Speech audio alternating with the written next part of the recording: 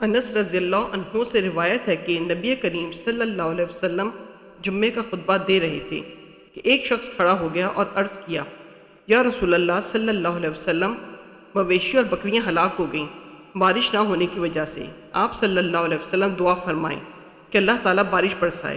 چنانچہ آپ صلی اللہ علیہ وسلم نے دونوں ہاتھ پھیلائے اور دعا کی۔ صحیح بخاری حدیث نمبر 932۔ اسحاق بن عبداللہ بن ابی طلحہ رضی اللہ عنہ نے بیان کیا، ان سے حضرت انس بن مالک رضی اللہ عنہ نے کہ ایک مرتبہ نبی کریم صلی اللہ علیہ وسلم کے زمانے میں قحط پڑا۔ آپ صلی اللہ علیہ وسلم خطبہ دے رہے تھے کہ ایک دیہاتی نے کہا، یا رسول اللہ، جانور مر گئے اور اہل و عیال دانوں کو ترس گئے، آپ ہمارے لیے اللہ تعالیٰ سے دعا فرمائیں۔ آپ صلی اللہ علیہ وسلم نے دونوں ہاتھ اٹھائے۔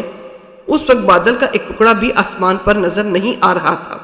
اس ذات کی قسم جس کے ہاتھ میں میری جان ہے، ابھی آپ صلی اللہ علیہ وسلم نے ہاتھوں کو نیچے بھی نہیں کیا تھا کہ پہاڑوں کی طرح گھٹا امٹ آئی، اور آپ صلی اللہ علیہ وسلم ابھی ممبر سے اترے بھی نہیں تھے کہ میں نے دیکھا کہ بارش کا پانی آپ صلی اللہ علیہ وسلم کے ریش مبارک سے ٹپک رہا تھا۔ اس دن، اس کے بعد اور متواتر اگلے جمعے تک بارش ہوتی رہی۔ دوسرے جمعے کو یہی دیہاتی پھر کھڑا ہوا، یا کہا کہ کوئی دوسرا شخص کھڑا ہوا اور عرض کی، یا رسول اللہ، عمارتیں منہدم ہو گئیں اور جانور ڈوب گئے، آپ صلی اللہ علیہ وسلم ہمارے لیے اللہ سے دعا کیجیے۔ آپ صلی اللہ علیہ وسلم نے دونوں ہاتھ اٹھائے اور دعا کی کہ اے اللہ، اب دوسری طرف بارش برسا اور ہم سے روک دے۔ آپ صلی اللہ علیہ وسلم ہاتھ سے بادل کے لیے جس طرف بھی اشارہ کرتے ادھر مطلع صاف ہو جاتا۔ سارا مدینہ تالاب کی طرح بن گیا تھا، اور کناتا کا نالہ مہینہ بھر بہتا رہا، اور ارد گرد سے آنے والے بھی اپنے یہاں بھرپور بارش کی خبر دیتے رہے۔ صحیح بخاری حدیث نمبر 933۔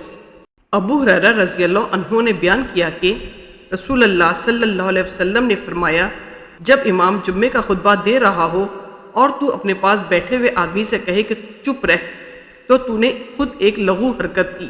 صحیح بخاری حدیث نمبر 934۔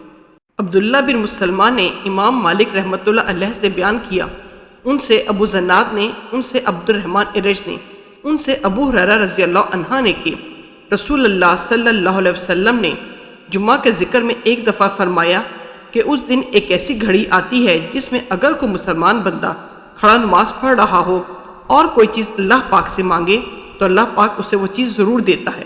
ہاتھ کے اشارے سے آپ نے بتلایا کہ وہ سات بہت تھوڑی سی ہے۔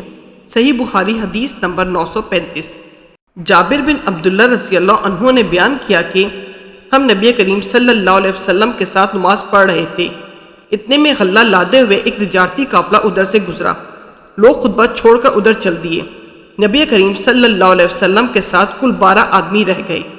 اس وقت سورہ جمعہ کی یہ آیت اتری، ترجمہ، اور جب یہ لوگ تجارت اور کھیل دیکھتے ہیں تو اس طرف دوڑ پڑتے ہیں اور آپ کو کھڑا چھوڑ دیتے ہیں۔ صحیح بخاری حدیث نمبر 936۔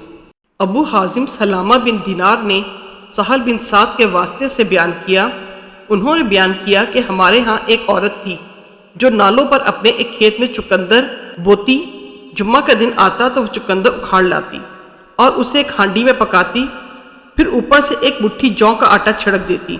اس طرح یہ چقندر گوشت کی طرح ہو جاتے۔ جمعہ سے واپسی پر ہم انہیں سلام کرنے کے لیے حاضر ہوتے تو یہی پکوان ہمارے آگے کر دیتی اور ہم اسے چاٹ جاتے۔ ہم لوگ ہر جمعے کو ان کے اس کھانے کے آرزومند رہا کرتے تھے۔ صحیح بخاری حدیث نمبر 938۔